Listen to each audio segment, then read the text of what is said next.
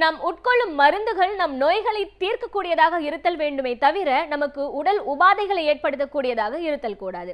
எனவே மூலிகைகளை உட்கொள்வதன் மூலம் நம் நோய்களை நம் நிரந்தரமாக தீர்த்து விடலாம் என்கிறார் டாக்டர் கௌதமன் அவர்கள். நம் விடியலே வான் நிகழ்ச்சியின் அடுத்த பகுதியாக வரவிருப்பது பல்லாண்டு வாழ்ந்திட.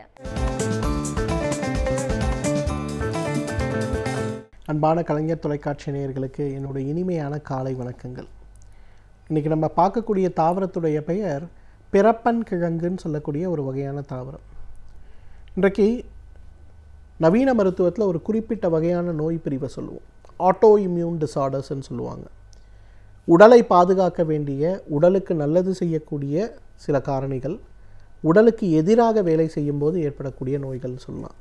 புற்றுநோய் அந்த மாதிரி தான் சொல்லலாம், சோரியாசிஸ் நோய் அந்த மாதிரி தான் சொல்லலாம், சிறுநீரகத்தை பாதிக்கக்கூடிய எஸ்எல்இ சம்மந்தப்பட்ட பிரச்சனைகள் அந்த மாதிரி சொல்லலாம். கவுட் ஒரு ஆட்டோ இம்யூன் டிசார்டர்ஸ்ன்னு சொல்கிறோம். தலையில் ஏற்படுகின்ற, நுரையீரலில் ஏற்படுகின்ற, இதயத்தில் ஏற்படுகின்ற, ஈரலில் ஏற்படுகின்ற, இரத்த உறைதலில் இருக்கக்கூடிய அணுக்களில் ஏற்படுகின்ற பிரச்சனைகள், இந்த மாதிரி நிறைய பிரச்சனைகள் ஆட்டோ இம்யூன் டிசார்டர்ஸ் அப்படின்ற ஒரு குறிப்பில் சொல்லப்படுறதை பார்க்குறோம். இந்த ஆட்டோ இம்யூன் டிசார்டர்ஸ்னால் என்னன்னு கேட்டிங்கன்னா, உடலை காக்க வேண்டிய காரணிகள் ஏன் உடலுக்கு எதிராக வேலை செய்கிறதுன்னு கண்டுபிடிக்க முடியல. பெரும்பாலும் இதற்கான சிகிச்சைகள் வரும்போது இன்றைக்கு பயோலாஜிக்கல் இன்ஜெக்ஷன், ஸ்டீராய்டு இன்ஜெக்ஷன் எவ்வளோ விஷயத்தை கொடுக்கப்படுறதை பார்க்குறோம். ஆனால் இதெல்லாம் மிகப்பெரிய அளவில் அந்த நோயை கட்டுப்படுத்த உதவுகிறதா அப்படின்னு கேட்டோம்னா இல்லைன்னு தான் சொல்லணும். நோயுடைய தீவிரம் அதிகமாகி கொண்டு தான் இருக்கும். ஆனால் தீவிரத்தையும் வலியையும் உணராமல் இருப்பதற்கு மட்டும் அது உதவி செய்து கொண்டு இருக்கிறத நம்ம பார்க்குறோம். இப்போ இயற்கையான முறையிலேயே இந்த ஆட்டோ இம்யூன் டிசார்டர்ஸை எப்படி குறைக்க முடியும் அப்படிங்கிற ஒரு ஆராய்ச்சி All India Institute of Medical Sciences எய்ம்ஸும், குஜராத் ஆயுர்வேதா யூனிவர்சிட்டின்னு ஜெய்ப்பூரில் இருக்கக்கூடிய அவர்களும், அதே போல் காஷ்மீரில் இருக்கக்கூடிய நேஷ்னல் இன்ஸ்டியூட் ஆஃப் பொட்டானிக்கல் ரிசர்ச்னு சொல்லக்கூடிய ஒரு இன்ஸ்டியூஷனும் மூணுமே சேர்ந்து ஒரு கூட்டு முயற்சியாக ஒன்று பண்ணாங்க.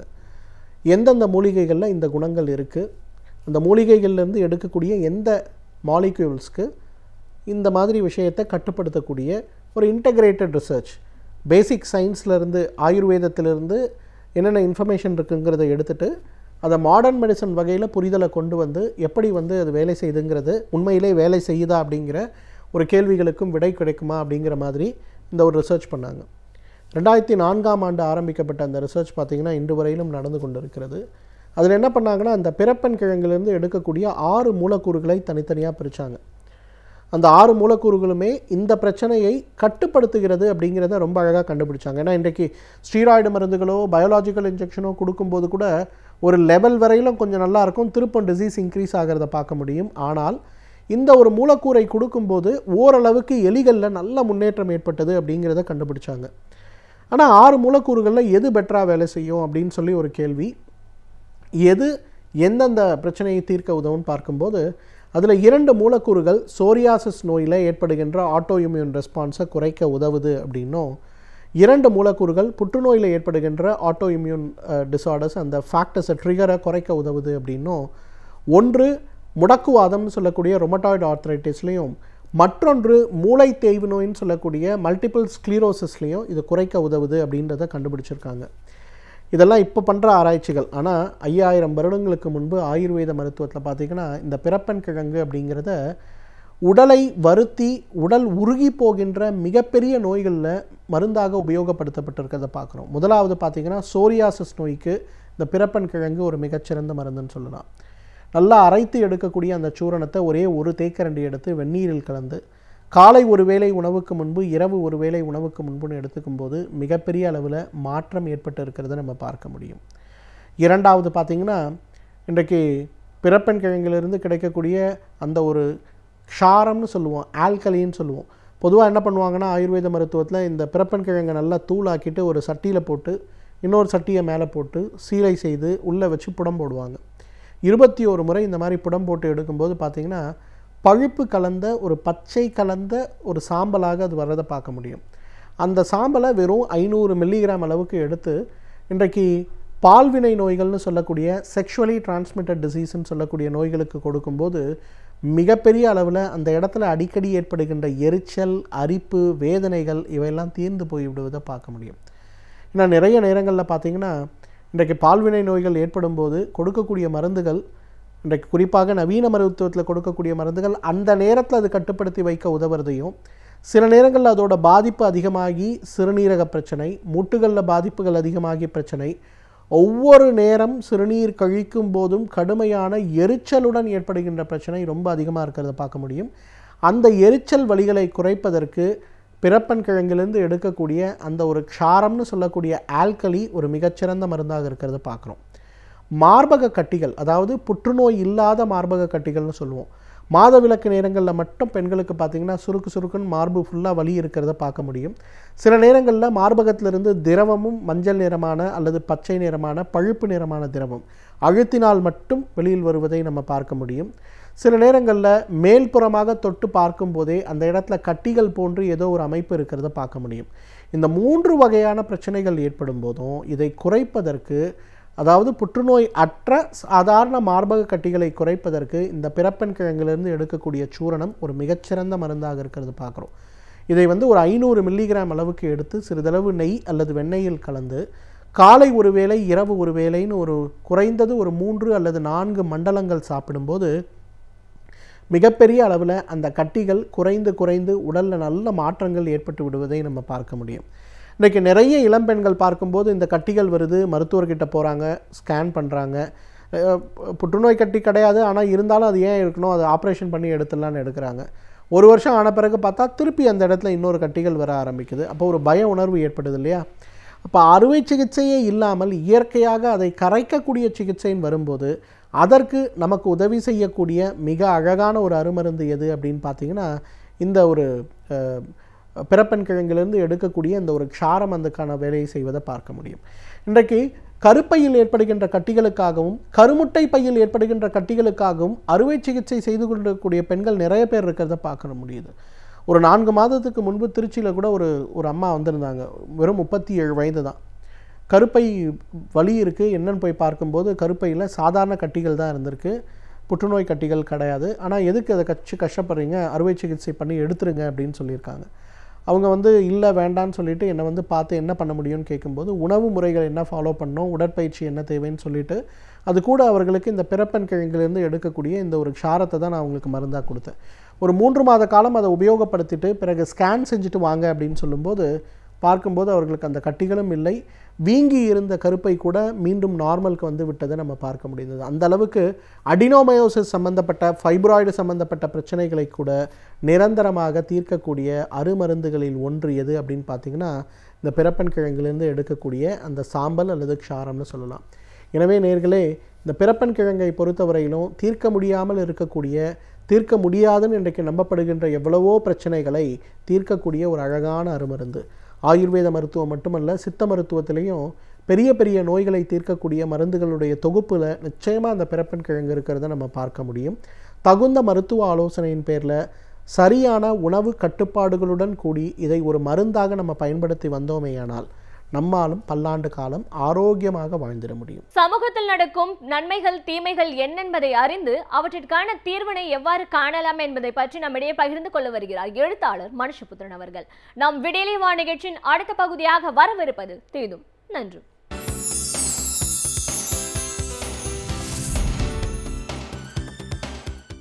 வணக்கம் நண்பர்களே, இன்னும் ஒரு இனிய காலை பொழுதில் தீதும் நன்றும் நிகழ்ச்சியில் உங்களை சந்திப்பதில் மிக்க மகிழ்ச்சி அடைகிறேன். பொதுவாக இந்த கஜா புயல் தொடர்பான பல்வேறு பிரச்சனைகளை நாம் இங்கு பேசிக்கொண்டிருக்கிறோம். குறிப்பாக பாதிப்புகள், இழப்புகள், எதிர்காலத்தில் நாம் செய்ய வேண்டியவை, பொருளாதாரம் சார்ந்த சிக்கல்கள், மக்களுடைய வாழ்வாதாரம் பற்றியெல்லாம் பல விஷயங்களை நாம் பேசிக்கொண்டிருக்கிறோம். இன்றைக்கு வேறொரு பரிமாணத்தை நான் இந்த விஷயத்தில் உங்களோடு உரையாட விரும்புகிறேன். பொதுவாக இந்த புயல் ஏற்பட்ட இந்த பாதிப்புகளை பார்வையிட வந்த அதிகாரிகள், அமைச்சர்களோடு மக்களுக்கு ஏற்பட்ட வாக்குவாதங்கள், சச்சரவுகள் அல்லது மக்களுடைய கோபம், எதிர்ப்புணர்ச்சி, இதை பற்றி நாம் இன்றைக்கு பேசலாம். முதலில் அடிப்படையான ஒரு விஷயத்தை நாம் வெளியே இருந்து பார்ப்பதற்கும் பாதிக்கப்பட்டவர்களுடைய இடத்திலிருந்து பார்ப்பதற்கும் நிறைய வித்தியாசம் இருக்கிறது. வெளியே இருந்து நாம் பார்க்கிற போது மக்கள் பொதுவாக நியாயமாக நடந்து கொள்ள வேண்டும், ஜனநாயக முறைப்படி நடந்து கொள்ள வேண்டும், வன்முறையில் ஈடுபடக்கூடாது என்பதுதான் நம்முடைய கருத்தும் கூட. ஏனென்றால் நாம் ஒரு ஜனநாயக அமைப்பிற்குள் எந்த ஒரு கோரிக்கையையும் நாம் தொடர்ந்து ஜனநாயக முறைப்படி கோரித்தான் பெற முடியும். மக்கள் தான் பொறுமையுடன் இருக்க வேண்டும் என்கிற நிலைதான் இங்கு இருக்கிறது. அப்படி பார்க்கிற போது இந்த விஷயத்தில் நீங்கள் தொடர்ச்சியாக மக்கள் காலம் காலமாக பொறுமையாகத்தான் இருந்து கொண்டிருக்கிறார்கள். ஆனால் சில சம்பவங்கள், முக்கியமாக நீங்கள் பார்த்தீர்கள் என்று சொன்னால், ஒரு அமைச்சர் பாதிக்கப்பட்ட இடத்திற்கு சென்றபோது அவரை மக்கள் கேரோ செய்கிறார்கள். ஒரு அமைச்சர் இல்லை, பல அமைச்சர்களுக்கும் அதுதான் நடந்தது. மக்கள் கடுமையான எதிர்ப்புணர்ச்சியை வெளிப்படுத்தினார்கள். அதிகாரிகளிடம் கடுமையான எதிர்ப்புணர்ச்சியை மக்கள் வெளிப்படுத்தினார்கள். ஒரு இடத்தில் ஒரு அதிகாரியின் கன்னத்தில் ஒருவர் அறிந்ததாக சொல்லப்படுகிறது. ஒரு அமைச்சரினுடைய கார் கண்ணாடி உடைக்கப்பட்டதாக சொல்லப்படுகிறது. அந்த அமைச்சர் தன்னுடைய பாதுகாவலரின் இருசக்கர வாகனத்தில் தப்பிச் செல்கிற காட்சி கூட சமூக வலைத்தளங்களில் பரவலாக ஒளிபரப்பாகி கொண்டிருந்ததை நாம் பார்த்தோம். மக்களை எதிர்கொள்ள முடியாத அளவிற்கு இன்று அமைச்சர்களும் அதிகாரிகளும் ஏன் இந்த கோபத்திற்கு ஆளாகி இருக்கிறார்கள் என்பதை நீங்கள் பார்த்தீர்கள் என்று சொன்னால், மக்கள் தொடர்ந்து அரசினாலும் அதிகார எந்திரத்தினாலும் புறக்கணிக்கப்படுகிறார்கள். வாக்கு வாங்கி கொண்டு சென்றதோடு சரி, திரும்பி கூட தங்களை பார்க்காத அமைச்சர்கள், இன்னும் சொல்லப்போனால் அதிகாரிகள், இவர்கள் எல்லோருமே தங்களை ஒட்டுமொத்தமாக கைவிட்டு விட்டதனுடைய ஆத்திரம், கோபம், வெறுப்பு என்பது இது போன்ற சந்தர்ப்பங்களில் வெளிப்பட ஆரம்பிக்கிறது. நிச்சயமாக வன்முறையில் ஈடுபடுவதை நாம் ஏற்கவில்லை. அதனால் எந்த பயனும் விளையப்போவதில்லை. ஆனால் ஒரு மிகப்பெரிய துயரம் மக்களுக்கு ஒரு 2-3 நாட்களுக்காக நன்றாக யோசித்து பாருங்கள். அவங்களுடைய இருப்பிடங்களை இழந்து விட்டார்கள், அவர்களுடைய மரங்களை இழந்து விட்டார்கள், கால்நடைகள் இறந்து போய்விட்டன, குடிப்பதற்கு தண்ணீர் கிடையாது, உணவுப் பொருள் கிடையாது, உண்பதற்கு உணவுப் பொருள் கிடையாது, நிறைய பேரிடம் ஆடைகள் கூட இல்லை, மின்சாரம் இல்லை. கிட்டத்தட்ட ஒரு ஆதிநிலைக்கும் ஆதிநிலைக்கு சென்று விட்டது போன்ற ஒரு நிலைமை. அப்படி இருக்கிற போது உதவிக்காக மக்கள் காத்திருக்கிறார்கள், யாராவது வருவார்கள் என்று. ஆனால் தமிழ்நாட்டில் இப்பொழுது இருக்கக்கூடிய இந்த அரசாங்கத்தை பற்றி இருக்கக்கூடிய ஒரே ஒரு வாக்கியம், புகழ்பெற்ற வாக்கியம் என்ன தெரியுமா? யாருமே வரலை என்பதுதான். இதைத்தான் ஒக்கி புயலில் பாதிக்கப்பட்ட கன்னியாகுமரி மீனவர்களும் சொன்னார்கள், யாருமே வரவில்லை என்று. இதையே தான் சென்னையில் வெள்ளம் ஏற்பட்ட போதும் புயல் ஏற்பட்ட போதும் மக்கள் சொன்னார்கள், யாருமே வரவில்லை என்று. யாருமே வரவில்லை என்பதுதான் இந்த ஆட்சியை பற்றி, இந்த அரசை பற்றி தொடர்ந்து இருக்கக்கூடிய ஒரு குரல். இப்பொழுது காவிரி டெல்டா பகுதிகளிலும் அதனுடைய உள்புற கிராமங்களில், உட்பகுதிகளில் மக்களுடைய ஒரே ஒரு குரல் அதுதான், யாருமே வரவில்லை என்பது.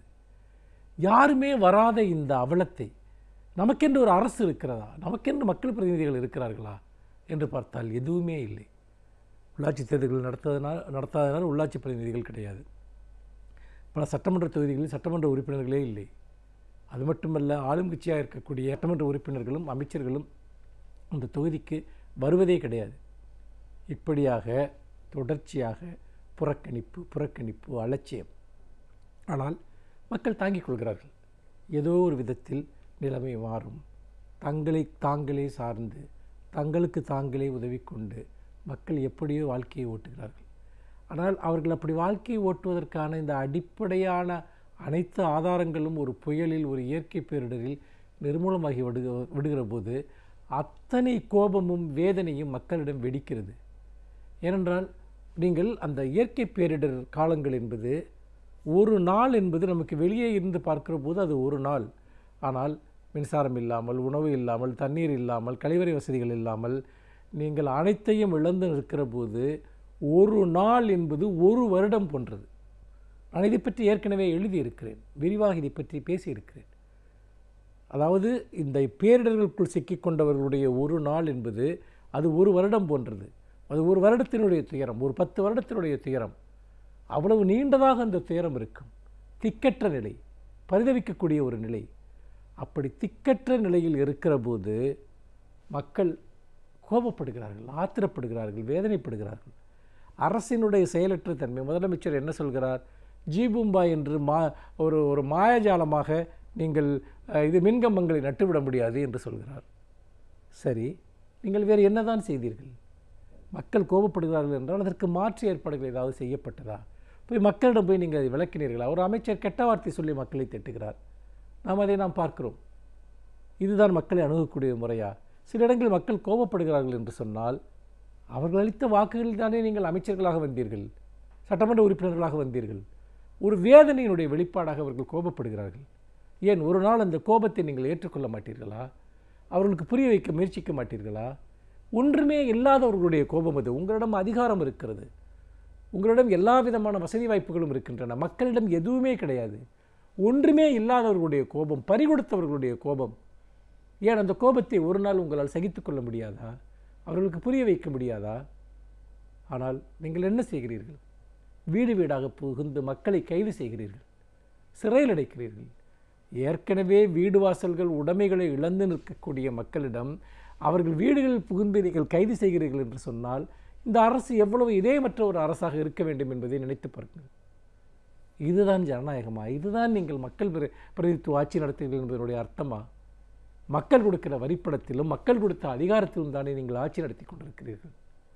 ஆனால் நீங்கள் எப்படி அரசர்களைப் போல நடந்து கொள்ள முடியும் என்று நம்புகிறீர்கள் என்று எனக்கு புரியவில்லை. உங்களை எதிர்த்து யாரும் கேள்வி கேட்கக்கூடாதா? உங்களை யாரும் எதிர்த்து முழக்கமிடக்கூடாதா? தூத்துக்குடியில் துப்பாக்கியால் சுடுகிறீர்கள். நீங்கள் 8 வழிச்சாலை அமைக்கக்கூடாது என்று சொன்னால் அவர்களை கைது செய்து அடித்து இழுத்துச் செல்கிறீர்கள். நாங்கள் நிவாரணத்திற்காக காத்திருக்கிறோம், எங்களுக்கு எந்த உதவியும் கிடைக்கவில்லை என்று சொன்னால் அந்த மக்களை கைது செய்கிறீர்கள். உங்களுக்கு என்னதான் வேண்டும்? எப்பொழுதுமே வன்முறையின் மூலமாகவும் ஒடுக்குமுறையின் மூலமாகவும் மட்டுமே நீங்கள் மக்களுடைய குரல்களை ஒடுக்கிவிடலாம் என்று நினைக்கிறீர்களா? இது அழிவுப்பாதை என்பதை மறந்து விடாதீர்கள். நிச்சயமாக மக்களுடைய கோபம் என்பது அது ஒரு எரிமலையைப் போல தகித்து கொண்டிருக்கிறது. அவர்கள் கொடுத்த அதிகாரத்தை வைத்துக்கொண்டு அவர்களையே ஒடுக்குவது என்பது நிச்சயமாக உங்கள் அதிகாரத்தினுடைய அழிவிற்குத்தான் இட்டுச் செல்லும் என்பதை மறந்து விடாதீர்கள். மீண்டும் இன்னும் ஒரு புதிய சிந்தனையோடு சந்திக்கிறேன். நன்றி, வணக்கம். பல்வேறு துறைகளில் பல சாதனைகளை படைத்தவர்கள் அவர்களுடைய அனுபவங்களை நம்முடன் பகிர்ந்து கொள்ளும் போது அது நமக்கு சிறந்த தூண்டுகோலாக அமைகின்றது. அந்த வகையில் இன்றைய சிறப்பு விருந்தினர் யார் என்பதை பற்றியும் அவர்கள் என்ன தகவல்களை நம்முடன் பகிர்ந்து கொள்ளப் போகிறார்கள் என்பதையும் பார்க்கலாம். நாம் விடியலே வா நிகழ்ச்சியின் அடுத்த பகுதியாக வரவிருப்பது சிறப்பு விருந்தினர் பகுதி.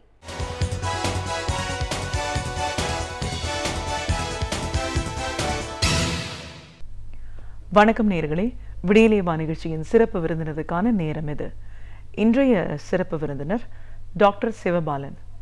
ஒரு மருத்துவராக 13 ஆண்டுகள் மருத்துவத்துறையில் பயணப்பட்டாலும் அடிப்படையில் திராவிட சிந்தனையாளர், பெரியார் கொள்கைகள் எவ்வளோ முக்கியத்துவம் வாய்ந்தது. இன்றைய காலகட்டத்தில் பெரியாரோட கொள்கைகளை மக்கள் மத்தியில் நம்ம சொல்ல வேண்டிய அவசியம் என்ன? இவருடைய பார்வையில் சமூக நல்லிணக்கம், சமூக நீதி, தலைவர் கலைஞர் அவர்களுக்குமான தொடர்பு பல விஷயங்களை, கருத்துக்களை நம்ம இவர்கிட்ட கேட்டு தெரிஞ்சுக்கலாம். வணக்கம் டாக்டர். வணக்கம். ஒரு மருத்துவராக, திராவிட சிந்தனையாளராக முதல்ல எங்கள் நிகழ்ச்சிக்கு உங்களை நாங்கள் வரவேற்கிறோம் சார். நீங்கள் அடிப்படையில் ஒரு மருத்துவர், இன்றைக்கு வரைக்கும் ஒரு மருத்துவராக நீங்கள் பயணப்பட்டுருக்கீங்க. அப்படின்னாலும் திராவிட இயக்கம், அதோட தோற்றம், அதோட வரலாறு, அதோட கொள்கைகளில் முழுமையாக உங்களை ஈடுபடுத்திட்டுருக்கீங்க. சிறு வயது முதலே அதெல்லாம் பார்த்து கேட்டு வளர்ந்துருக்கீங்க. ஒரு அன்றைய காலகட்டம் சமூக நீதி, சுயமரியாதை இயக்கம் இதெல்லாம் தோன்றியதுக்கான அவசியம் என்ன? ஏன் ஏற்பட்டுச்சு? பெரியார், அண்ணா, தலைவர் கலைஞர் இவங்கெல்லாம் இதை இவ்வளோ தூரம் ஒரு பெரிய போராட்ட களத்தில் பயணப்பட்டுட்டு இருக்காங்க. அதன் மூலமாக ஒரு காலகட்டத்திலையும் எவ்வளோ தூரம் அவங்களுக்கு சாதிக்க முடிஞ்சுது அப்படின்ற ஒரு விஷயத்தெல்லாம் பெரிய வரலாறு. அப்படின்னாலும் உங்களுடைய பார்வையில், உங்களுடைய அனுபவங்களில் நீங்கள் முத்தமிழறிஞர் கலைஞர் அவர்களை எவ்வளோ தூரம் ஒப்பிட்டு இதில் பார்க்குறீங்க அப்படின்னு பல விஷயங்களை எங்கள் நேயர்களோடு நீங்கள் முழுமையாக பகிர்ந்துக்கணும் சார். முதல்ல சுயமரியாதை இயக்கம், சமூக நல்லிணக்கம், சமூக அனைவரும் சமம் இப்படின்ற ஒரு விஷயத்தெல்லாம் கிட்டத்தட்ட 30களிலே தொடங்கப்பட்டது. பெரியார் அவர்கள் அதற்கான ஒரு எழுச்சி மணியை மக்கள் மத்தியில் அடிச்சிருக்கார். அப்படின்னாலும் அதை குறிக்கோளாக எடுத்துட்டு அதுக்கு அடுத்தடுத்து வந்த இயக்கங்கள் அப்படின்னு பார்த்தீங்கன்னா திராவிட முன்னேற்ற கழகத்தோட ஒரு பங்களிப்பு ரொம்ப முக்கியத்துவம் வாய்ந்ததுன்னு சொல்லலாம். ஏன்னா அந்த சொன்ன விஷயங்களை தலைவர் கலைஞர் அவர்கள் முதலமைச்சராக இருந்தபோது நடைமுறைப்படுத்திய வரலாறும் இன்னைக்கு இருக்கு. சமூக நல்லிணக்கம் அப்படிங்கிறது, சுயமரியாதை அப்படிங்கிறது எவ்வளோ தூரம் அவசியம் அப்படிங்கிறதெல்லாம் பற்றி தான் நம்ம இன்னைக்கு பேசுகிறோம். உங்களுடைய பார்வையில் இந்த தேவைகள் அன்னைக்கு ஏன் ஏற்பட்டுச்சு, இன்னைக்கு அதை ஏன் நம்ம சொல்ல வேண்டிய அவசியம் இருக்கு? இந்தியா போல ஒரு ஒரு ஒரு பலதரப்பட்ட ஒரு ஒரு மல்டிகல்ச்சுரல் ஒரு நாட்டில் இங்கே ஒரு அதிகார ஒரு குவியல்ன்றது எப்போவுமே ஒரே இடத்துலையே இருந்துக்கிட்டு இருந்தது. ஸோ அப்போ என்னென்னா, ஒரு பெரும்பான்மையான மக்கள்ன்றவங்க மொத்த இந்தியாவையுமே பொறுத்த வரைக்கும் என்னென்னா, ஒரு அவங்களோட அடிப்படை தேவைகளுக்காக ஒரு உணவாக இருக்கட்டும், இல்லை ஒரு நிலமாக இருக்கட்டும், இல்லை அவங்களோட கல்வியாக இருக்கட்டும், இல்லை ஒரு வேலை வாய்ப்பாக இருக்கட்டும், இல்லை அவங்களுக்கு தேவையான மருத்துவ உதவியாக இருக்கட்டும், எதுவாக இருந்தாலும் அது எதுவுமே ஒரு கிடைக்கப்பெறாத ஒரு சூழ்நிலையில் அதுக்காக இன்னொருத்தர்கிட்ட வந்து ஒரு நிற்கக்கூடிய ஒரு சூழ்நிலையில் அவங்ககிட்ட இருந்து ஒரு கெஞ்சி பெறக்கூடிய ஒரு சூழ்நிலை, அப்படிப்பட்ட ஒரு சூழ்நிலைகள் தான் இந்தியாவில் பொதுவாகவே தொடர்ச்சியாக நிலவிக்கிட்டு வந்தது. அப்போ வந்து இந்த ஒரு பெரும்பான்மை மக்களை பற்றி யார் சிந்திக்கிறது? ஸோ அப்படின்ற ஒரு கேள்வி எழும்போது தான் அது ஒரு இந்திய விடுதலை போராட்டம் அப்படின்ற மாதிரி அது ஒரு பிரிட்டிஷ்க்கு எதிரான அந்த போராட்டங்கள்லாம் நடந்துக்கிட்டு இருக்கும் போதுமே கூட பிரிட்டிஷ்க்கு அடிமைப்படுத்தினதுக்கு எதிராக போராடுறதுக்கு கூட இங்கே ஆள் இருக்குது. ஆனால் ஒரு பெரும்பான்மையான மக்களை ஒரு வெறும் ஒரு ஒரு ஒரு குறிப்பிட்ட ஒரு அதிகார மையம் வந்து அடிமைப்படுத்தி வச்சிருக்கு. இப்போ இவங்களுக்காக யார் போராடுறது? ஸோ அப்படின்ற சிந்தனையின் விளைவாக ஏற்பட்டது தான் நீதி கட்சியில் ஆரம்பித்து திராவிட கட்சி. ஸோ இந்த திராவிட சித்தாந்தன்றதே இந்த ஒரு, அதாவது ஒரு பெரும்பான்மையான மக்கள் ஏன் இன்னொருத்தர் கீழே இருக்கணும், மனிதர்கள் எல்லாம் சமம் அப்படின்ற ஒரு கோட்பாடை எடுத்துட்டோம்னா, அப்படி எடுத்து பார்க்கும்போது ஏன் அந்த சமன்ற கோட்பாடு இங்கே இல்லை? அப்போ இவங்க சமமாக இருக்கிறத எது தடுக்குது? ஸோ அப்படின்றத சிந்திக்க ஆரம்பிக்கும் போது தான் அப்போ ஒரு இயல்பாகவே ஒரு திராவிட சிந்தனைன்றது அங்கே வர ஆரம்பிக்குது. இது வந்து திராவிட சிந்தனைன்றது நம்ம எந்த ஒரு மொழிபரப்பு சார்ந்தோ இல்லை எந்த ஒரு நிலப்பரப்பு சார்ந்தோ நம்ம வந்து குறுகி பார்க்க முடியாது. ஒரு திராவிட சிந்தனை அப்படின்னு நம்ம எடுத்துக்கிட்டோம்னாவே மனிதர்கள் எல்லாம் சமம், அப்படிப்பட்ட ஒரு சிந்தனை கருத்தியல் தான் திராவிட. அப்போ வந்து அதுக்கு முன்னாடி இருந்த ஒரு கருத்தியல்ன்றது ஒரு ஆரிய கருத்தியல்னு வச்சுக்கலாம். ஆரிய கருத்தியல்ன்றது மனிதர்களை பிளவுபடுத்தி பார்க்கக்கூடிய ஒரு கருத்தியல். ஒருத்தன் மேலே இருக்கான், இன்னொருத்தன் கீழே இருக்காங்க, அது கீழே இன்னொருத்தங்க இருக்காங்க. மேலே இருக்கவங்களுக்கு நிறைய சாதகங்கள் இருக்குது, அடிமட்டத்தில் இருக்கிறவங்க மேலே இருக்கவங்களுக்கு கீழே இதுதான் ஒரு ஆரிய கருத்தியல். அப்போ இதுக்கு எதிரான ஒரு கருத்தியல் ஏற்படணும். அப்போ தான் இது எல்லாத்தையும் நம்ம மாற்றி எல்லா உரிமைகளும் எல்லாருக்குமே ஒரு தங்கு தடை இல்லாமல் கிடைக்கணும் அப்படின்ற ஒரு நோக்கத்துக்காக ஏற்பட்டது தான் இந்த ஒரு திராவிட கருத்தியல், திராவிட சிந்தனைகள். அது வந்து முதல்ல தமிழ்நாட்டில் ஒரு நீதி கட்சியிலேருந்து ஆரம்பிக்குது. அதுக்கப்புறம் அதை வந்து பெரியார் எடுத்துகிட்டு போகிறாரு. ஸோ பெரியாரோட பல சிந்தனைகள் இருக்குது. அதாவது எல்லா சிந்தனையோட நோக்கமும், அதாவது எல்லா திராவிட கருத்தியலில் பல கருத்தியல்கள் நம்ம பேசலாம். பட் எல்லாமே எந்த இடத்துல வந்து முடியுதுன்னு பார்க்குறோம்னா மனிதர்கள் அனைவரும் சமம். அப்போ எதெல்லாம் இதை வந்து சமம் இல்லைன்னு சொல்லுது? ஒரு கடவுள் சமம் இல்லைன்னு சொல்கிறாரா? கடவுள் இல்லை. மதம் சமம் இல்லைன்னு சொல்லுதா? அப்போ மதம் இல்லை. மொழி சமம் இல்லைன்னு சொல்லுது, அப்போ மொழிக்கு முக்கியத்துவம் கொடுக்காது. ஸோ அந்த அடிப்படையில் தான் திராவிட கருத்தியல்ன்றதே வருது. ஸோ அதனால் இப்படி ஆரம்பிக்கிற ஒரு கருத்தியல் பெரியாரோட சிந்தனைகளில் இருந்த அந்த கருத்தியல். ஸோ இதில் இந்த சிந்தனைகள்லாம் செயல்படுத்தணும். அப்போ இந்த சிந்தனைகள்லாம் செயல்படுத்துறதுக்கு அதிகாரம் நம்ம கையில் வரணும். அதுக்கு முன்னாடி வரைக்கும் அதிகாரம்னு பார்த்தா இந்த ஒரு உயர்ஜாதி ஒரு இந்துக்கள் கிட்ட தான் இங்கே அதிகாரமே ரொம்ப குவிக்கப்பட்டு இருந்தது. அதிகாரம் அவங்கக்கிட்ட இருக்கும்போது நம்ம வெறும் சிந்தனைகளாக இதை சொல்லி மக்கள்கிட்ட ஒரு தெளிவு ஏற்படுத்தலாம். நீயும் இன்னொருத்தரும் ஒன்று தான், எந்த வகையிலையும் நீ இன்னொருத்தருக்கு தாழ்ந்தவன் கிடையாது அப்படின்ற ஒரு விழிப்புணர்வை மக்கள்கிட்ட ஏற்படுத்த முடியும். ஆனால் அந்த மக்களுக்கு தேவையான உரிமைகளை நம்ம எப்படி கொடுக்குறது? அவங்களுக்கு கல்வி தேவை, அந்த கல்வியை நான் எப்படி கொடுக்குறது? அவங்களுக்கு வேலை வாய்ப்பு தேவை, அந்த வேலை வாய்ப்பை நான் எப்படி கொடுக்குறது? அப்போ நான் ஒரு அதிகார இடத்துக்கு நான் போனால் தான் என்னோட கருத்தியல் எல்லாத்தையும் நான் ஒரு செயல்படுத்த முடியும். அப்படின்ற ஒரு நிர்பந்தம் வர காலகட்டத்தில் தான் இது ஒரு அரசியல் இயக்கமாக ஆரம்பிக்குது. ஸோ இந்த அரசியல் இயக்கம்னு ஒன்று ஆரம்பித்த காலகட்டத்திலேயே, அதாவது திராவிட ஒரு முன்னேற்ற கழகம்னு ஒன்று உருவாகி அது ஒரு அரசியலில் போய் அதிகாரத்தை கைப்பற்ற காலகட்டத்தில், அது ஆரம்ப காலகட்டத்திலேயே, அதாவது அண்ணாவோட ஒரு கட்டத்தில் ஆரம்பித்து அதுக்கப்புறம் ஆரம்ப ஒரு கலைஞர் காலகட்டத்தில் அவங்களோட ஆரம்ப கட்ட செயல்பாடுகள் எல்லாம் பார்த்தீங்கன்னா இந்த சமூக நீதியை நிலைநிறுத்துறதுக்கான திட்டங்கள் மட்டுமே தான் இருக்கும். அதாவது இந்தியாவிலே நீங்கள் பார்த்தீங்கன்னா ஒரு பிற்படுத்தப்பட்டோருக்கான நல வாரியத்தையே கலைஞர் தான் முதல்ல ஆரம்பிக்கிறார். அதுக்கு முன்னாடி வரைக்கும் அப்படி ஒரு கமிஷனே கிடையாது. அதுக்கு முன்னாடி வரைக்கும் அதில் பல விமர்சனங்கள் இந்தியா முழுக்க எழுந்துட்டு இருக்கு. அம்பேத்கருக்கு எதிராக பல போர்க்கொடிகள் தூக்கிட்டு இருக்காங்க. கலைஞர் எந்த எதிர்ப்பும் இல்லாமல் அப்படி ஒரு ஆணையத்தை அங்கே ஆரம்பிக்கிறார். 25%, அதாவது பிற்படுத்தப்பட்டவர்களுக்கு 25% இடஒதுக்கீடுக்கு இந்தியா முழுக்க ஒரு பெரிய போராட்டம் நடக்குது. கலைஞர் 31% அங்கே ஏற்படுத்துறாரு, எந்தவித போராட்டங்களும் இல்லாமல்.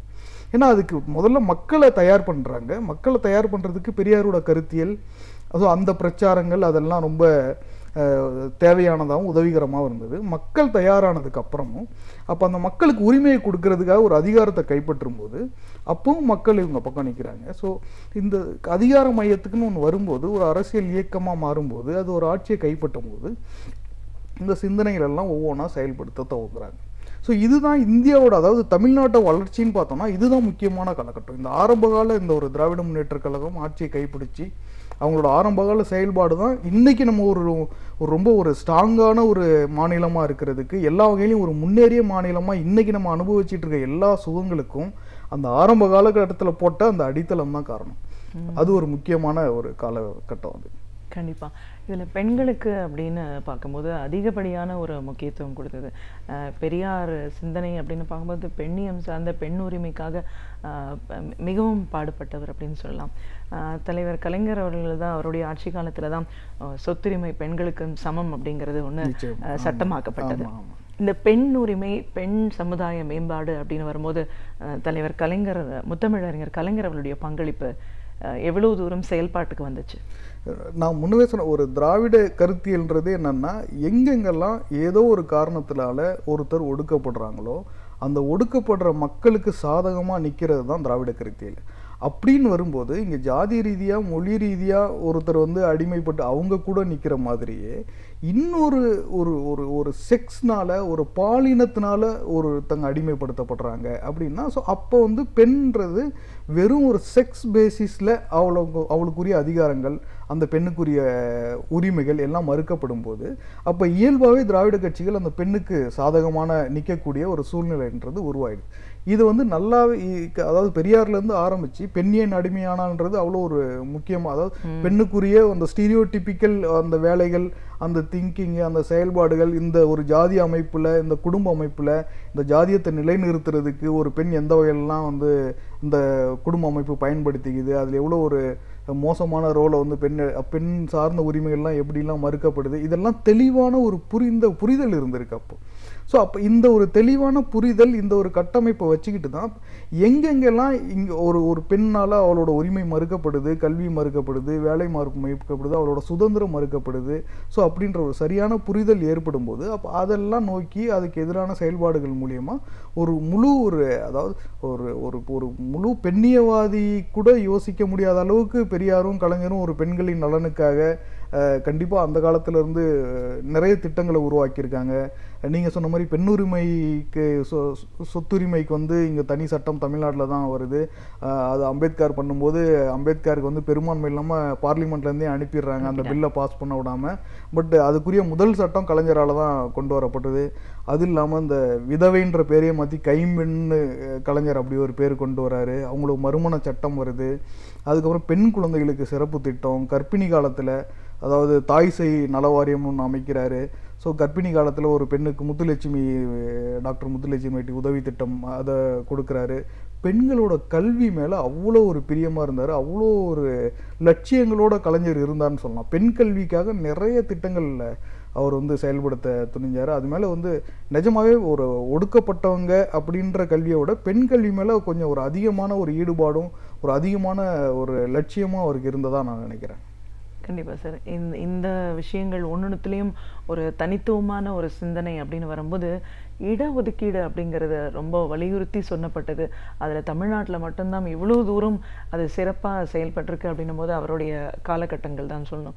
சிறுபான்மையினர் மக்கள் மேம்பாடு அப்படின்னு வரும்போது அவங்களுக்கான ஒரு இடஒதுக்கீடு, அதுலேயும் உள் ஒதுக்கீடு அப்படின்னு வரும்போது தான் இன்னைக்கு ஒரு கல்வியிலையும் சரி எல்லா விதமான நிலையிலையும் அவங்களும் ஒரு அடுத்த நிலைக்கு போகிறதுக்கான ஒரு வழி இந்த இடஒதுக்கீடு மூலமாக ஏற்பட்டுச்சு அப்படின்னு சொல்லலாம். எந்த அளவுக்கு அதை அவர் கூர்ந்து நோக்கியிருக்காரு, சிந்திச்சிருக்காரு இடஒதுக்கீடோட தேவையை? இது நிஜமாகவே இது ஒரு மிக சிறப்பான கேள்வி.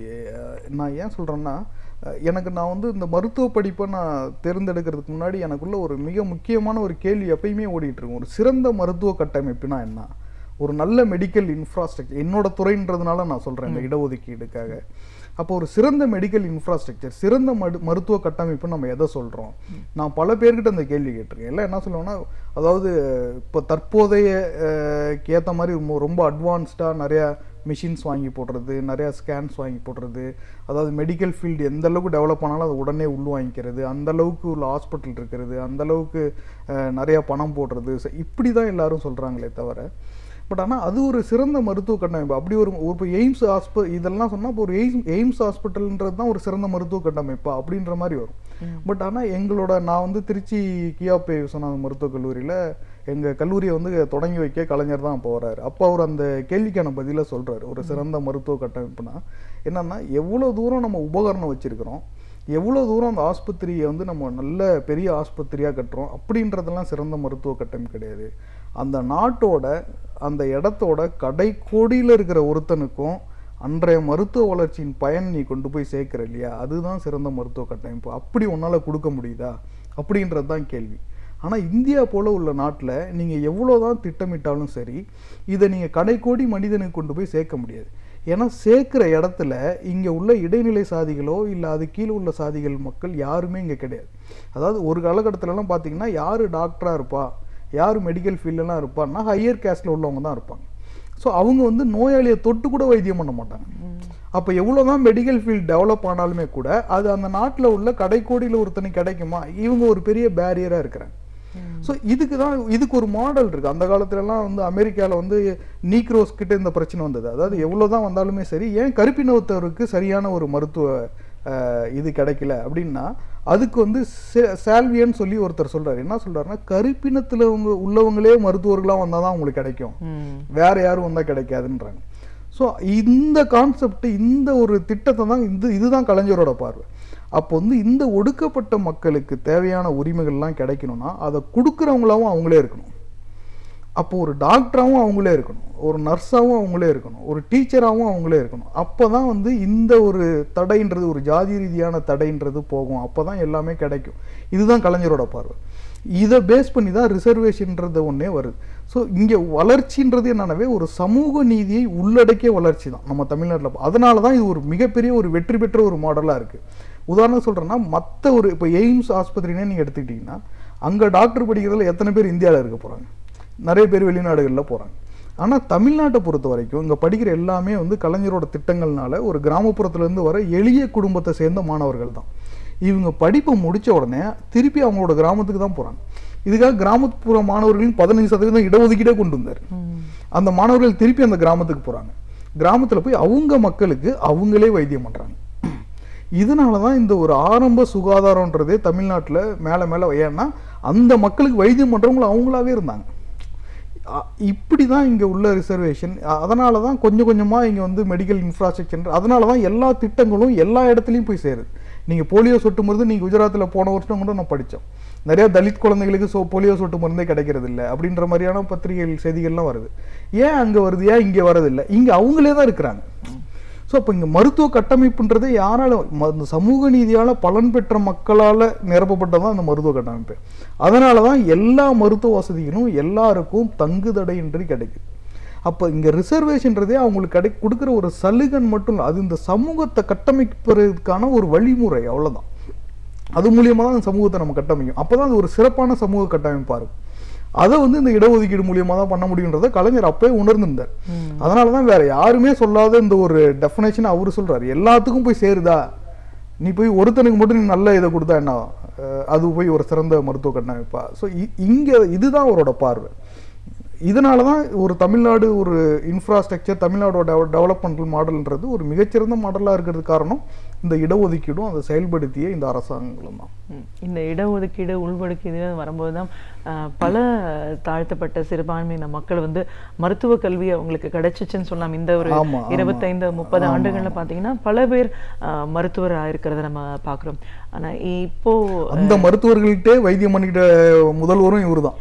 அவர் உருவாக்கின மருத்துவர்கள்கிட்டே வைத்தியம் பண்ணிட்டு இருந்தார் அவர் கடைசி வரைக்குமே. வேற எந்த வெளிநாட்டுக்கும் போல, மற்றவங்க மாதிரி வேற ஒரு ஸ்டேட்டுக்கு போல, வேற உயர்ந்த அவர் யாரை உருவாக்குனாரோ அவங்ககிட்டயே வைத்தியம் பண்ணிட்டு இருந்தார். 3 ஆண்டுகளில் பார்த்தா அவர் குழப்பமான சூழல் தான் மாணவர்கள் இருக்காங்க. ஒவ்வொரு முறையும் இந்த நீட் இருக்குமா இல்லையான்றது 2 வருடங்களுக்கு முன்னாடி இருந்தாலும் அதை செயல்படுத்தக்கூடிய நிலையில் இருக்கிற மாநில அரசாங்கம் மத்திய அரசாங்கத்தோடு கை கோர்த்து ஒரு வஞ்சிச்சிருக்குன்னு தான் நம்ம சொல்லணும் தமிழக மாணவர்களை. இன்றைய நிலையில் நீட் கட்டாயமாக்கப்பட்ட ஒரு சூழலில் தான் நம்ம இருக்கும். அப்போ இன்னும் எதிர்காலத்தில் எந்த மாதிரியான ஒரு மருத்துவ கல்வி, ஒரு இடஒதுக்கீடு முறை அப்படிங்கிறது இருக்குமோ இல்லையோன்ற ஒரு அச்சம் ஏற்படுது இல்லைங்களா? ஆமாம், இந்த அச்சம் எல்லாருக்குமே இருக்குது. அதுவும் குறிப்பாக தமிழ்நாட்டில் உள்ள எல்லா ஒரு முற்போக்கு சக்திகளுக்கும் இந்த அச்சம் இன்னுமே இருந்துக்கிட்டு தான் இருக்குது. ஸோ நிச்சயமாக இது வந்து அதாவது அரசியல் கட்சிகள் வரலாம் போகலாம், அது மாறக்கூடிய ஒரு சூழ்நிலை. ஆனால் நம்ம ஏற்படுத்தி இருக்கிற நம்மளோட இந்த வளங்கள், இந்த ஒரு கட்டமைப்பு, இந்த முன்னேற்றங்கள், இது எதையும் நம்ம பின்னோக்கி தள்ளிடக்கூடாது. ஸோ என்னோட ஒரு தற்காலத்துக்கு தேவைகளுக்காக, தற்காலத்துக்கு எனக்கு கிடைக்கிற பலன்களுக்காக இவ்வளோ காலம் பார்த்து பார்த்து கட்டின எல்லா ஒரு கட்டமைப்பையும் நான் வந்து உடைச்சு தள்ளி, அந்த பொறுப்புணர்வுன்றது எல்லா அரசியல்வாதிகளுக்கும் நிச்சயம் வேணும். அப்போ நீட்டை எதிர்க்கிறதுல கண்டிப்பாக இப்போ உள்ள அரசாங்கமும் சரி, மீதி உள்ள ஒரு அரசியல் கட்சிகளும் சரி, முற்போக்கு சக்திகளும் சரி, நிச்சயமாக நீட்டை எதிர்க்கிறதுல நிச்சயமாக உறுதியாக நிற்கணும். அப்போ தான் நம்ம வந்து நம்மளோட குழந்தைகளோட எதிர்காலத்தையும் நம்மளோட ஒரு மருத்துவ கட்டமைப்பையும் நம்ம வந்து பாதுகாக்க முடியும். அது வந்து இன்னைக்கு காலத்தின் தேவை. நம்ம நிச்சயமாக அது எல்லாருமே நம்ம போராட வேண்டிய ஒரு காலகட்டத்தில் தான் இருக்கோம். இப்போ அதுக்கு நிச்சயமா பெரியார், அண்ணா, முத்தமிழ் அறிஞர் கலைஞர் இவர்களுடைய சாதனைகள்லாம் நம்ம பேசும்போது ஒரு கனவாக இருந்த ஒரு விஷயம் தேவையாக இருந்தது. பெரியார் அவர்கள் சொன்னது அனைத்து ஜாதியினரும் அர்ச்சகர் ஆகலாம் அப்படின்றது. கலைஞர் அவர்கள் எடுத்த முயற்சியினால அது ஏற்பட்டிருக்கு, சாத்தியப்பட்டிருக்கு. அதற்கான போராட்டங்கள் மிக கடினம். இப்போ வந்து அனைத்து ஜாதியினரும் ஆகலாம், அதற்கான ஒரு மாணவரும் தேர்ந்தெடுக்கப்பட்டு முடிச்சு அர்ச்சகர் ஆயிருக்கிற ஒரு நிலை இன்னைக்கு வந்து கனவா இருந்த ஒரு விஷயம் செயல்பாட்டுக்கு வந்திருக்கு. ஸோ இப்போ அவருடைய முயற்சிகளை பற்றி உங்களுடைய பார்வை? இது அதாவது இது ஒரு அர்ச்சகர் நம்மளோட மக்களை அர்ச்சகர் ஆக்கணும் அப்படின்ற நோக்கத்தை தவிர, தொழில் ரீதியாக ஒரு தொழிலை அடிப்படையாக வச்சு மனிதர்களை பிரிக்க முடியாது அப்படின்றது தான் இதற்கு பின்னாடி உள்ள மிக முக்கியமான காரணம். இந்த தொழில் செய்கிறவங்க இந்த ஜாதியில் தான் இருப்பாங்க, இல்லை இந்த ஜாதியில் இருக்கிறவங்க இந்த தொழில் தான் செய்யணுன்றதை அடித்து உடைச்சவங்களே இவங்க தான், இந்த திராவிட கட்சிகள். குறிப்பாக பெரியார்லேருந்து ஆரம்பித்து, அதாவது வந்து ஒரு இன்னைக்கு போய் ஒருத்தர்கிட்ட முகசவரம் செய்யணுன்னா அது இந்த இதில் தான் செய்வாங்க, பானை செய்யணுன்னா இவங்க தான் செய்வாங்க, நிலம் வச்சுருக்கணும்னா இந்த ஜாதியில் உள்ளவங்க தான் வச்சுருப்பாங்க, மீதி உள்ளவங்களாம் வச்சுக்கூடாது. ஸோ இப்படி ஒரு தொழில் தொடர்பாக ஒரு ஜாதிய பிரிவினைகள்ன்றது இங்கே இருந்துக்கிட்டுருது. ஸோ மனிதர்கள் ஒன்று அப்படின்ற ஒரு கான்செப்டை நம்ம அடிப்படையாக வச்சுட்டு பார்த்தோம்னா நம்ம தொழிலை வச்சுக்கிட்டு பிரிக்க முடியாது. ஒவ்வொருத்தருக்கும் திறமைகள் இருக்கும், நம்ம எந்த வழியாக வளர்க்குறோமோ அந்த திறமை அவனுக்கு வந்துட்டு தான் போகுது. அப்போ ஏன் வந்து தொழில் ரீதியாக பிரிக்கிறீங்க? இப்போ இங்கே இந்த ஜாதியில் உள்ளவன் மருத்துவராக கூட ஆகலாம், அவன் ஒரு சிறந்த மருத்துவராக கூட ஆகலாம். ஸோ அதுதான் நடந்துக்கிட்டு இருக்குங்க. ஸோ அப்போ இந்த தொழில் ரீதியான ஒரு பிரிவினைகள் கூடாது அப்படின்னா இதை வந்து இந்த அர்ச்சகர்ன்றது அது என்ன உனக்கு மட்டும் யூனிக்கான ஒன்றா, அதை ஏன் அப்போ தொழில் ரீதியாக அதை பேஸ் பண்ணி எப்படி நம்ம ஜாதியை பிரிக்க முடியும்? அப்போ வந்து எல்லா ஜாதியில் உள்ளவங்களாலையும் அந்த வேலையை செய்ய முடியும். அப்போ வேலைன்றது மனிதர்களை பொறுத்து தானே தவிர அந்த வேலையை வச்சு மனிதர்களை பிரிக்க முடியாது. ஸோ இதுக்காக நடந்த போராட்டங்கள், இதுக்காக பேசினது கலைஞரோட ஆரம்ப கட்டத்திலேருந்து இது ஒரு கனவு. அம்மா மணியம்மை கிட்ட சொல்லும்போது கூட இன்னும் எனக்குள்ளே அந்த எண்ணம் இருந்துக்கிட்டு தான் இருக்குது, கண்டிப்பாக நான் அதை செயல்படுத்துவேன்னு கூட சொல்லிட்டு தான் இருந்திருக்காரு. ஸோ அவரோட நெஞ்சில் தைத்த முல்லா கூட அது இருந்துக்கிட்டு இருந்திருக்கு. நிச்சயமாக அதுக்குரிய ஒரு போராட்டத்தில் அதுக்குரிய பல நோக்கங்களில் நிச்சயமாக அதை செயல்படுத்திட்டு தான் போயிருக்காரு. கண்டிப்பாக சார். ஒரு காலகட்டத்திலையும் மக்கள் தேவைகள் அதிகரிச்சுட்ருக்கிறத பார்க்குறோம். ஒரு அரசாங்கம் என்ன செய்யணும் அப்படிங்கிறதெல்லாம் நம்ம பார்க்கும்போது இவருடைய ஆட்சியில் இருந்த காலகட்டங்களில் அவருடைய செயல்பாடுகள் ஒன்றுமே அதுக்கு ஒரு ரோல் மாடலாக இருந்தது அப்படின்னு சொல்லலாம். பல நலவாரியங்கள் சிறப்பாக செயல்பட்ட காலகட்டங்கள் அப்படின்னு சொன்னால் திமுக ஆட்சின்னு சொல்லலாம். அந்தந்த இதுக்கும் நலவாரியங்கள் ஏற்படுத்தப்பட்டு அதெல்லாம் சிறப்பாக செயல்படுத்துறதை நம்ம பார்த்துட்டு இருந்திருக்கோம். இப்போ இன்றைய நிலைப்பாடு பொறுத்த வரைக்கும் மக்கள் எல்லாத்துக்குமே போராட்டம்னு போயிட்டுருக்கிற ஒரு சூழலில் இப்படிப்பட்ட ஒரு நலவாரியங்கள் இதெல்லாம் இருக்கா? இதெல்லாம் ஒரு கேள்விக்குறியாக இருக்கிற ஒரு சூழல் தானே இன்றைய அரசாங்கம் செயல்பட்டுருக்கு. தொழுநோய் நலவாரியம்னு ஆரம்பித்தாங்க. யாராலையுமே அப்படி ஒரு நலவாரியத்தை நீங்கள் கற்பனை கூட பண்ணி பார்க்க முடியாது. கலைஞர் முதல் முறையாக தொழுநோய்களுக்கு ஒரு நலவாரியம் அமைக்கிறார். இதுலேருந்து என்ன தெரியுதுன்னா, கலைஞர் எப்பவும் எல்லா மனிதர்களோட வலியும் உணர்ந்தவராகவே இருக்கிறார். யாரெல்லாம் ஏதோ ஒரு காரணத்தினால பாதிக்கப்படுறாங்க, மற்றவங்களால ஒதுக்கப்படுறாங்க, மற்றவங்களால பிரிக்கப்படுறாங்க, மற்றவங்களால துயரப்படுறாங்களோ அவங்க பக்கம் எப்பவுமே இருக்கிறாருன்றது தான் இது காட்டு. இல்லைன்னா தொழுநோய்களுக்காக ஒரு நலவாரியம் அமைக்கணுன்ற ஒரு சிந்தனைன்றது ஒரு கட்சியில் அது ஒரு முதலமைச்சராக இருக்கிறவருக்கு தோணுதுன்றது அப்படின்னா என்னென்னா எப்போவுமே இது மாதிரியான மக்களையே தான் சிந்திச்சுக்கிட்டு இருக்காரு. அப்போ மக்களின் மீதான ஒரு சிந்தனைன்றது அதுவும் ஒடுக்கப்பட்டவர்கள் மீது, ஏதோ ஒரு காரணத்தினால அடிமைப்படுத்தப்பட்டவர்கள் மீது, ஏதோ ஒரு காரணத்தினால மற்றவர்களால் பிரிவினை இவங்களை பற்றியே தான் யோசிச்சுட்டு அதுக்காக தான் ஆரம்ப கட்டத்திலேருந்து இப்படியாப்பட்ட நலவாரியம்லாம் ஆரம்பிக்கிறேன். இது பிற்படுத்தப்பட்ட ஒரு நலவாரியம்ல இருந்து தொழுநோய்களுக்கான நலவாரியம் வரைக்கும், காச நோய்களுக்கு ஒரு நலவாரியம், ஏகப்பட்ட நலவாரியங்கள் அவர் ஆரம்பிச்சிட்டார். இது எல்லாமே எதை காட்டுனா, எப்பவுமே மக்களை பற்றி, அதுவும் ஒரு பாதிக்கப்படுற ஒரு கீழே உள்ள அடித்தட்டு மக்களை பற்றியான சிந்தனைகள்லேயே அவர் இருந்துகிட்டு இருந்தார். யாருமே எந்த பிரச்சனையும் டைரெக்டாக போய் அவர்கிட்ட பேசக்கூடிய அளவு ஒரு அப்ரோச்சபுளாக இருந்தார். இது மாதிரியான ஒரு நெருக்கடியான ஒரு புயல், ஒரு வெள்ளம் மாதிரியான நெருக்கடியான காலகட்டங்களில் கூட எந்த விதமான பிரச்சனைகளையும், எங்கே பிரச்சனை நடக்குது, எங்கே என்ன தேவைன்றது கூட ஒரு சொல்லக்கூடிய ஒரு அந்தளவுக்கு ஒரு தொடர்பு அவர்கிட்ட இருந்தது. யார் வேணாலும் போய் எது வேணாலும் அவர்கிட்ட பேசிடலாம். அவரே கூட போயிடுறாரு எல்லா இடத்துக்கும்.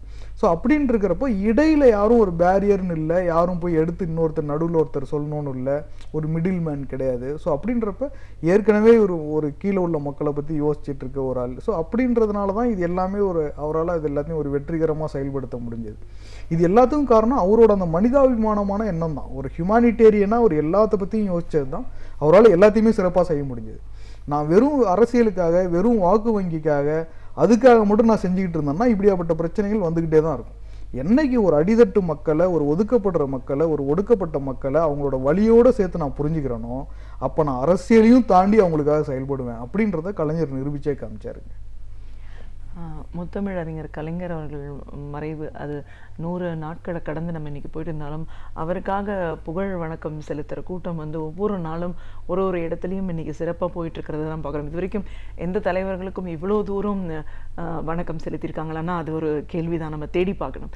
அப்படிப்பட்ட ஒரு சிறப்பு இவருக்கு கூடுதலாக எப்படி கிடைச்சிது? இது இவருடைய ஆளுமை திறனா, தனித்துவமா, அவரோட அடிப்படையில் ஒரு படைப்பாளி, பன்முக கலைஞர் அப்படிங்கிறதுனால ஏற்பட்டுச்சா? எதனால இப்படிப்பட்ட ஒரு அதிகப்படியான ஒரு புகழுக்கு சொந்தக்காரராக இருக்காரு? இது வந்து கலைஞரோட ஆளுமையினால கிடையாது, கலைஞர் ஒரு படைப்பாளி அதனாலையும் கிடையாது, வேற எந்த காரணமும் இருக்க முடியாது. நான் இதுக்கு என்ன காரணம், அஸ் அ சைக்கியாட்ரிஸ்டா, நான் வந்து மனநல மருத்துவர், அதை வச்சு நான் என்ன காரணம் இருக்க முடியும்னு நான் சொல்கிறேன்னா, உலகத்தில் எந்த தலைவர்கள் இறந்தாலும் அவங்களுக்கான அஞ்சலி குறிப்பை நீங்கள் படிக்கலாம். ஆழ்ந்த இரங்கல்கள் இருக்கும். கடவுள் நம்பிக்கை இருந்தால் ரெஸ்ட் இன் பீஸ்ன்னு போடுவாங்க. அவங்களுக்காக வருத்தம் அடைகிறேன்னு போடுவாங்க. அவங்களுக்காக துயரப்படுறேன்னு போடுவாங்க. அவங்களோட குடும்பத்து மக்களுக்கு கூட இருக்கேன்னு சொல்லுவாங்க.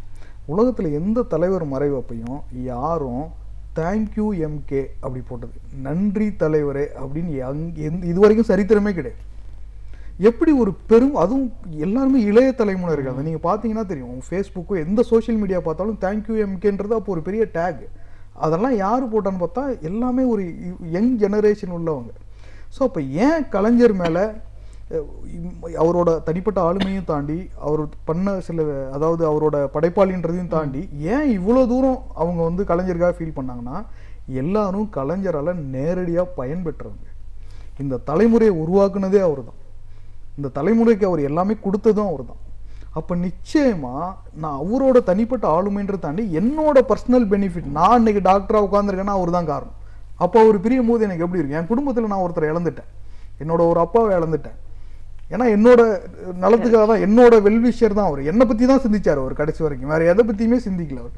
என்னோட மக்கள், அடித்தட்டு மக்கள், ஒடுக்கப்பட்ட மக்கள், அவனை எப்படி, இதை பற்றியே யோசிச்சுட்டு இருந்தார். அப்போ இவரால் உருவாக்கப்பட்ட ஒரு தலைமுறை, இவரால் உருவாக்கப்பட்ட ஒரு ஜெனரேஷன், முதல் பட்டதாரி தலைமுறை, அவங்க நிச்சயமாக அவங்க குடும்பத்தில் ஒருத்தரை இழக்கும் போது அவங்களுக்கு என்ன ஃபீலிங்கோ அந்த ஃபீலிங்கை தான் வெளிப்படுத்தினாங்களே தவிர அவர் மேலே ஒரு அவரோட தனிப்பட்ட ஒரு கேரக்டருக்காகவோ, அவர் படைப்பாளின்றதுக்காகவோ, அவர் பெரிய முதலமைச்சருங்காவோ இல்லை. என்னோட அப்பா எனக்கு என்ன பண்ணியிருப்பாரோ அதை அவர் பண்ணார். என்னோட அப்பா இறக்கும் போது எனக்கு எவ்வளோ கவலை இருக்குமோ அதே கவலையை தான் எல்லாருமே வெளிப்படுத்தினாங்க. கண்டிப்பாக சார். அடிப்படையில் ஒரு மருத்துவராக இருந்தாலும் திராவிட இயக்கங்கள் கொள்கைகளோட அதிகப்படியான ஒரு ஈடுபாடு, அந்த பாரம்பரியத்தில் வந்தவங்க, சின்ன வயசுலேருந்தே திராவிட இயக்கம் மேலே ஒரு தனிப்பட்ட ஒரு பிரியம் உங்களுக்கு இருந்திருக்கு. உங்களுடைய பார்வைகளில் சமூக நல்லிணக்கம், சமூக நீதி அப்படின்னு வரும்போது முத்தமிழறிஞர் தலைவர் கலைஞர் அவர்களுடைய பார்வை எப்படி இருந்துச்சு? அவர் ஒன்னொன்னுத்தையும் எப்படி செயல்படுத்தணும்னு நினைச்சாரோ அதெல்லாம் அதே பார்வையில் அதை சாத்தியப்படுத்த முடிஞ்சதுக்கான காரணங்கள் என்ன? உங்களுடைய பார்வையில் நீங்கள் அவர் எப்படி பார்த்துருக்கீங்கன்னு பல விஷயங்களை எங்களோட நீங்கள் முழுமையாக பார்த்துறதுக்கு நன்றி. நன்றி. புத்தகங்களிலும் செய்தித்தாள்களிலும் நாம் படிக்க தவறிய செய்திகளை நமக்கு சிறு சிறு தொகுப்புகளாக தொகுத்து அழகு தமிழில் வழங்க வருகிறார் பேராசிரியர் சுபவீர பாண்டியன் அவர்கள். நம் விடியலே வா நிகழ்ச்சியின் அடுத்த பகுதியாக வரவிருப்பது ஒன்றே சொல் நன்றே சொல்.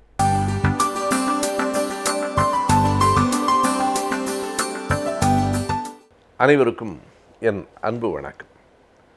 1983 ஆண்டு நவம்பர் மாதம் 27ஆம் தேதி யாழ்ப்பாணத்திலே ஒரு நிகழ்ச்சி நடைபெற்றது.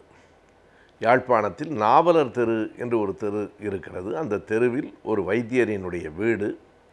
அந்த வீட்டில் தமிழீழ விடுதலைக்காக போராடிய போராளிகளில் ஒருவர் அங்கே மருத்துவம் பார்த்து கொண்டிருந்தார். அப்போது திடீரென்று வாசல் பக்கத்திலே பூட்ஸ் சத்தம் கேட்க சன்னல் வழியாக பார்த்தார்கள். மெல்ல அங்கே இராணுவம் அந்த தெருவில் வந்து கொண்டிருப்பது தெரிந்தது. இந்த இளைஞனை பிடிப்பதற்காகத்தான் அல்லது சுடுவதற்காகத்தான் வந்து கொண்டிருக்கிறார்கள் என்று தெரிந்து பின் வாசல் வழியாக அந்த இளைஞன் தப்பித்தான். இராணுவம் துரத்திற்று. துப்பாக்கி சூடும் அவன் மேல் பட்டது. இரத்தம் வடிய வடிய அவன் தலைமறைவாகி ஓடி வந்து ஒரு படகை பிடித்து தமிழ்நாட்டுக்கு வந்து சேர்ந்தான். அது நவம்பர் மாதத்தில் நடைபெற்றது. தமிழகத்திற்கு வந்து மதுரைக்கு வந்து அவனுக்கு மருத்துவங்களெல்லாம் செய்யப்பட்டும் கூட அதில் எந்த பயனும் இல்லாமல் நவம்பர் மாதம் 27ஆம் தேதி அப்போது தமிழ்நாட்டில் இருந்த விடுதலை புலிகளினுடைய தலைவர் பிரபாகரன் மடியில் அந்த இளைஞனின் உயிர் போயிற்று. அந்த இளைஞனின் பெயர் சங்கர். அவனுடைய நினைவாகத்தான் நவம்பர் 27ஆம் தேதியை ஒவ்வொரு ஆண்டும் உலகெங்கும் இருக்கிற ஈழ மக்களும் தமிழின உணர்வாளர்களும் மாவீரர்கள் நாள் என்று நினைவு கூறுகிறார்கள். இது நடைபெற்றது 83இல். ஆனால் 1989 அந்த நாள் மாவீரர் நாள் என்று நினைவு கூறப்படுகிறது. இன்றைக்கும் யாழ்ப்பாணத்திலே மட்டுமில்லை, உலகம் முழுவதும் அந்த மாவீரர் நாளை எல்லா தமிழர்களும் தங்கள் நினைவிலே கொண்டு வந்து மறுபடியும் எழுச்சியை பெறுகிறார்கள். அது மாலை நேரத்திலே நடைபெற்றது. எனவே ஒவ்வொரு ஆண்டும் மாலை நேரத்தில் அந்த மாவீரர்களுக்கான சுடர் ஏற்றப்பட்டு அனைவரும் தங்களினுடைய ஒற்றுமையை தங்களினுடைய எழுச்சியை காட்டுகிற நாளாக அது அமைந்திருக்கிறது. அந்த போராட்டத்திலே லட்சக்கணக்கானவர்கள் இறந்து போனார்கள். முக்கியமான தளபதிகள் இறந்திருக்கிறார்கள், மிகப்பெரிய தலைவர்கள் இறந்திருக்கிறார்கள், குடிமக்கள் இறந்திருக்கிறார்கள். இத்தனை பேரும் இறந்திருக்கிற போது ஏன் ஒரே ஒரு நாளை மட்டும் மாவீரர் நாள் என்று நினைவு கூற வேண்டும்? யார் யார் எந்தெந்த நாளில் மடிந்தார்களோ அந்த நாளையெல்லாம் மாவீரர் நாள் என்று நாம் நினைவு கூற தொடங்கினால் 365 நாள்களும் ஈழத்தில் அங்கே மாவீரர் நாள்களாகத்தான் இருக்கும். மாவீரர்கள் மடியாத நாள் ஒன்று கூட ஓராண்டில் இருக்க முடியாது. எனவேதான் அன்றைக்கு விடுதலை புலிகள் அமைப்பு ஒரு முடிவுக்கு வந்தது. பெரிய தலைவர்கள் பின்னால் கிட்டு போன்றவர்களெல்லாம் இறந்திருக்கிறார்கள். ஆனால் ஒவ்வொரு நாளும் அப்படி நாம் இதனை நினைவு கூற முடியாது என்பதால் முதல் வீரன் சங்கர் பலியான அந்த நாளை ஆண்டுதோறும் நாம் அனைவருக்காகவும் சேர்த்து இறந்து போன எல்லோரையும் நெஞ்சில் நிறுத்தி நினைவு கூறலாம் என்கிற முடிவோடு தான் அது 89 இருந்து இன்று வரையிலே அது தொடர்ந்து கொண்டிருக்கிறது. அந்த மாவீரர் நாள் நினைவுகளை அவர்கள் எப்படி நிகழ்த்துகிறார்கள் என்பதை பல ஆண்டுகள் நான் பல நாடுகளில் பார்க்கிற வாய்ப்பினை பெற்றிருக்கிறேன். ஒவ்வொரு ஆண்டும் ஒவ்வொரு நாட்டில் இருந்த அந்த நினைவுகள் எனக்கு இருக்கின்றன. அங்கே அவர்கள் எல்லா நாடுகளிலும் ஒரே முறையிலே தான் கொண்டாடுவார்கள். அந்த கொடி முதலில் ஏற்றப்படும். ஏறுது பார் கொடி ஏறுது பார் என்கிற பாடல் பின்னால் ஒலிக்க அந்த புதுவை ரத்தனதுரையினுடைய ஒவ்வொரு வரியும் நெஞ்சில் உரமூட்டுகிற வரியாக அமைந்திருக்கும். அந்த பாடல் ஒலிக்க யார் கொடியை ஏற்றுவார்கள் என்பது மிக முதன்மையான செய்தி. யார் வேண்டுமானாலும் கொடியை ஏற்றிவிடலாம் என்று கருதக்கூடாது. அல்லது அந்த அமைப்பில் யார் அங்கே பொறுப்பாளர்களாக தலைவர்களாக இருக்கிறார்களோ அவர்களுக்கு கூட ஏற்றுவதற்கு உரிமை இல்லை. எங்களைப் போல இந்தியாவிலிருந்து அல்லது வேறு நாடுகளிலிருந்து வந்திருக்கிற அந்த நிகழ்வின் விருந்தினர்கள் என்று கருதப்படுகிறவர்களுக்கும் கூட கொடியேற்றுகிற உரிமை இல்லை. யார் கொடியேற்றலாம் என்றால் போரில் யார் தங்கள் பிள்ளைகளை அல்லது கணவனை அல்லது மனைவியை அல்லது தங்கையை இழந்திருக்கிறார்களோ அவர்கள்தான் கொடியேற்றலாம். அப்படிப்பட்டவர்கள் அங்கே நிறைய இருக்கிறார்கள். அவர்களுக்குள் யாருக்கு முதன்மை வழங்கப்படும் என்றால் எந்த குடும்பத்தில் கூடுதலான மாவீரர்கள் இருக்கிறார்களோ, அதாவது எந்த குடும்பத்தில் கூடுதலான மாவீரர்களை அந்த குடும்பம் பெற்றிருக்கிறதோ, எந்த குடும்பத்தில் இழப்பு அதிகமோ அந்த குடும்பத்தைச் சேர்ந்தவர்கள்தான் அன்றைக்கு கொடியேற்றுவார்கள். பிறகு அந்த அரங்கத்தினுடைய விளக்குகள் அனைத்தும் அணைக்கப்பட்டு அத்தனை பேர் கைகளிலும் இருக்கிற மெழுகுவத்தியினுடைய வெளிச்சங்களில் மட்டுமே அனைவரும் எழுந்து நிற்பார்கள். மொழியாகி எங்கள் மூச்சாகி நாடை முடிசூடும் தமிழ் மீது உறுதி என்கிற புதுவை ரத்தனதுரை அவர்களின் பாடல் தொடங்கும். அந்த பாடல் தொடங்கி முடிகிற வரையில் அத்தனை பேரும் மெழுகுவத்தியோடு மாண்டு போனவர்களின் நினைவுகளோடு நின்று கொண்டிருப்பார்கள். அதற்கு பிறகுதான் அடுத்தடுத்த நிகழ்வுகள் தொடங்கும். வந்திருக்கிறவர்களினுடைய இசை நிகழ்ச்சி, பேசுகிறவர்களினுடைய உரை என்று அடுத்த நிகழ்ச்சிகள் தொடங்கும். அந்த ஒரு நாள் அழுவதற்காக இல்லை, மறுபடியும் எழுவதற்காக, மீண்டும் அந்த உணர்வுகளை நெஞ்சில் உரமேற்றி கொள்வதற்காக என்கிற அந்த எண்ணத்தை நான் எல்லா இடங்களிலும் பார்த்திருக்கிறேன். மாவீரர்கள் மறைந்து போனார்கள், ஆனாலும் மாவீரர்கள் உருவாக்கிய உணர்வுகள் மறைந்து விடாது, என்றென்றும் நம் நெஞ்சில் நிற்கும். நவம்பர் 27 மாவீரர்கள் நாள். கற்ற கல்விக்கு ஏற்ப வேலைவாய்ப்புகளை அமைத்துக் கொள்வது என்பது மிகவும் கடினமான ஒன்றாகின்றது. எனவே கற்ற கல்விக்கு ஏற்ப வேலைவாய்ப்புகள் எவை என்பதை பற்றியும் வேலைவாய்ப்புகளுக்கு ஏற்ற கல்வி முறைகள் எவை என்பதை பற்றியும் பார்க்கலாம். நாம் விடியலை வா நிகழ்ச்சியின் அடுத்து வரவிருப்பது ஆலோசனை நேரம்.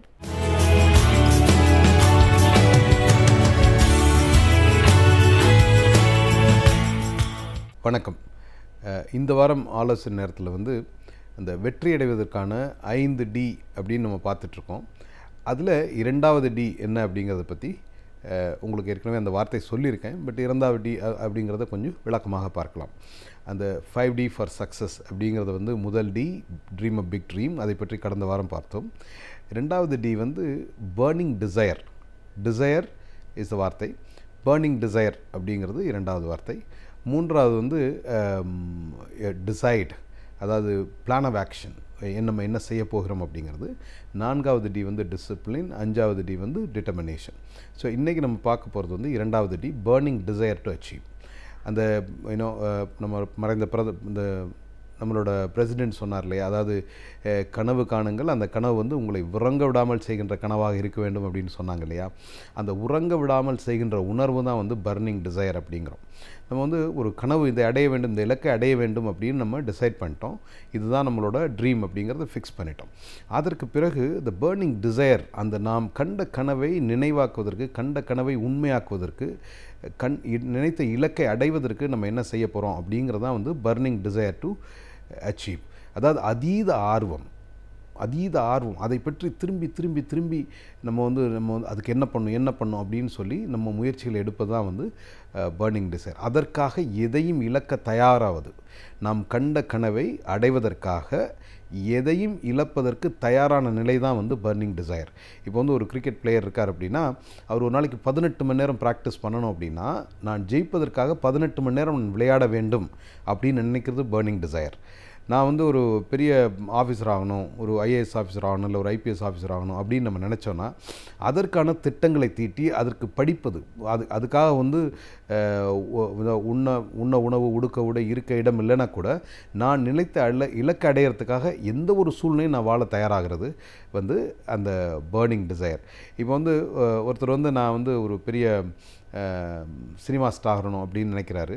அவங்க இந்த ஸ்டார்களோட கதையெல்லாம் போய் படித்தோம் அப்படின்னா, இன்றைக்கி வந்து பெரிய ஸ்டாராக இருக்கவங்களாம் பல காலங்களில் தெருமுனைகளில் பெஞ்சில் படுத்து தூங்கணும், பார்க்கில் படுத்து தூங்கணும், கூலி வேலை செஞ்சேன், லைட் பாயாக இருந்தேன் அப்படின்லாம் நிறையா கதை சொல்லியிருப்பாங்க.